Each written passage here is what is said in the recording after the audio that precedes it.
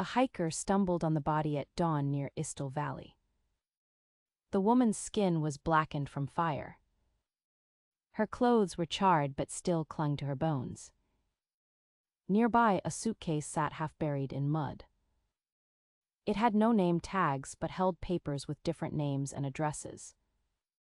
Police called it strange that the luggage looked new despite being buried for days. A second bag lay nearby, packed neatly like someone had left in a hurry. Detectives arrived with flashlights and gloves. They marked the body's position with red tape on the frozen ground. A coroner named Dr. Halldorson noted burns covered most of her face. Her hands were stiff, suggesting she died quickly. The papers in the suitcase had no fingerprints but showed multiple names, some Norwegian, some foreign. One document listed a birth date 40 years earlier than the current year. The coroner's report said she died from fire and smoke inhalation. No ID was found in her pockets or under her nails. Her teeth were intact but didn't match any dental records. A detective named Olsen traced one of the names to a woman who had vanished 3 years earlier. That name, however, turned out to belong to someone else entirely. The suitcase's lining was sewn differently from the outside fabric, like it had been altered after purchase. Inside were 3 passports, each showing different ages and hair colors. One passport listed her as Swedish, another as Danish. A hotel receipt in one bag showed a stay near Oslo 6 months before the body was found. No guest ever checked out of that room. Police posted photos of the woman's face in newspapers, asking for help identifying her. A man called from Oslo saying he'd seen someone matching the description on a train weeks earlier. He couldn't say where she was going but mentioned she wore gloves that hid scars on her hands. No one else came forward with similar stories. Dr. Halldorson theorized the woman had lived under multiple identities for years. Her luggage suggested she moved often, always hiding her past. Detectives combed through missing persons reports but found no matches. The case file grew thicker with each dead end, no leads, no witnesses, just questions left unanswered in a valley that swallowed secrets whole.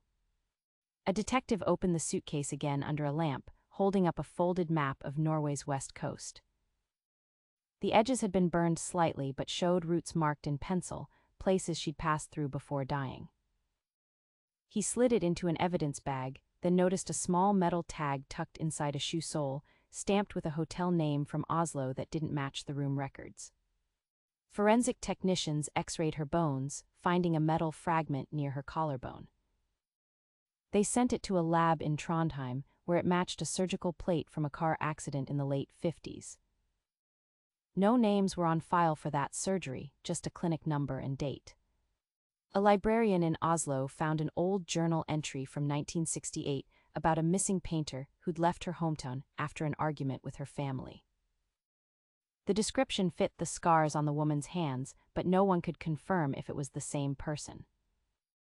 The case file got another folder labeled Possible Match, No Proof.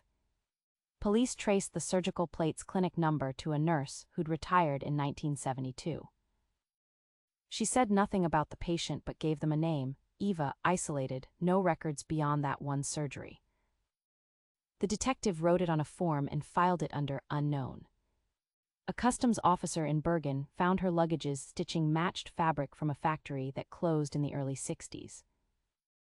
The owner had died years ago, but his son remembered selling cloth to someone who wore gloves and never gave their name. No one else knew what he looked like. A reporter from Aftenposten published an article about the woman, saying she might have been running from something. Comments flooded in, some claimed to know her as Eva, others said they'd seen a woman with scars near Oslo years ago. None had proof. The case file grew heavier again. A forensic technician peeled a plastic wrap from her suitcase's lining and found a folded letter sealed with wax. The handwriting was smudged but matched an old application for asylum in Sweden dated 1968. No signature. only the word Eva scrawled on the back. A librarian in Oslo pulled an archive file from 1967, registration for a woman named Eva Isdal at a refugee shelter. The entry had been crossed out with red pen, but the name still lingered under the page's edge like a shadow. No one remembered her staying there. A fisherman near Stavanger told detectives he'd seen the woman in 1969, huddled under a raincoat by a dock. She handed him a coin for directions but didn't speak. Her face was half hidden behind a scarf with red threads that matched the one found on her body. The coroner noted burn marks on her hands and knees, like someone who'd crawled through fire to escape something. Her fingernails were broken but not from struggle, more like she'd clawed at walls or soil in desperation. Police traced her altered ID papers back to a printer in Copenhagen that had gone out of business in 1963. The owner's daughter remembered someone coming in with a bundle of documents and a demand for no questions asked. She'd never seen the customer's face. A hotel clerk in Bergen recalled a guest who checked out abruptly in 1970, paid with cash and left behind a single key to a room that had never been rented before. The room's lock still bore a tiny scratch shaped like an E. In 2019, police scanned her remains using modern DNA tech but found no matches in Norway's missing persons database or international records.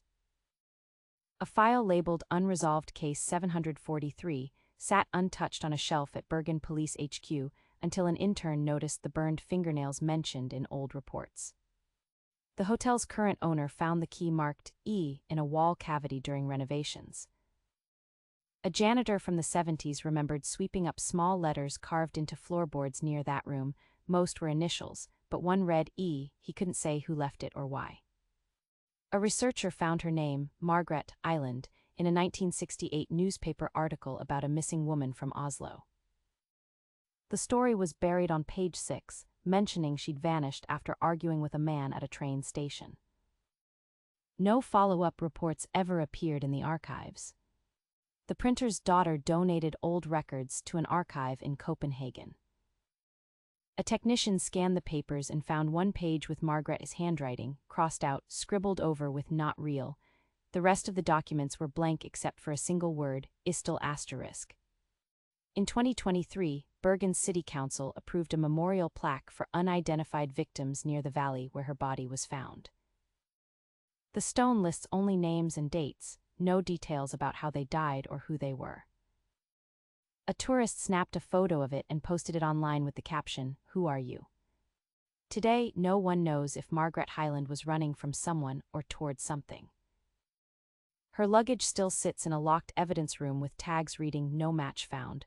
The key marked E remains unclaimed by any family member who might recognize it. This video is a dramatized recreation based on publicly reported information.